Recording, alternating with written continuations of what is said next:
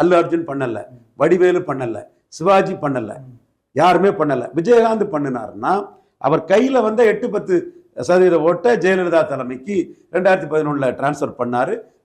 விஜயகாந்த் எதிர்கட்சி தலைவர் ஆனார், ஜெயலலிதா முதலமைச்சர் ஆனார். ஸோ ராமதாஸ் பண்ணினாருன்னா 3 தடவை அவர் கையில வந்த ஓட்டை ஜெயலலிதாவுக்கு 98 டிரான்ஸ்பர் பண்ணாரு. அது அவருக்கு வெற்றி வீரர்கள் இமேஜ் வடக்க கிடைச்சி. அதே மாதிரி வைகோ பண்ணாருன்னா 6% ஓட்டை அவர் மக்கள் மத்தியில் எடுத்து, இது புதுக்கோட்டை இடைத்தேர்தலில் நல்ல ஓட்டு எடுத்து அந்த ஓட்டை அவர் ஜெயலலிதாவுக்கு 98 டிரான்ஸ்பர் பண்ணார். விஜய் இதுவரை வெற்றி வெட்டு செல்லாத நோட்டுன்னு தான் நிரூபணம் ஆயிருக்கிறாரு.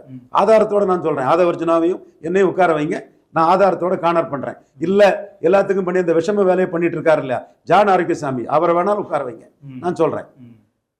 2011ஆம் ஆண்டு விஜய் அனில் மாறி உதவுனதாட்டு எஸ்.ஏ. சந்திரசேகர் கேட்டார்.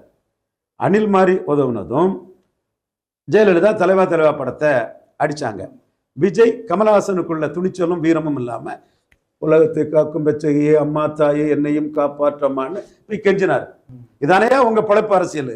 ஜெயலலிதா சீஃப் மினிஸ்டர்கிட்ட கெஞ்சினதானையா உங்க பிழைப்பு அரசியல்?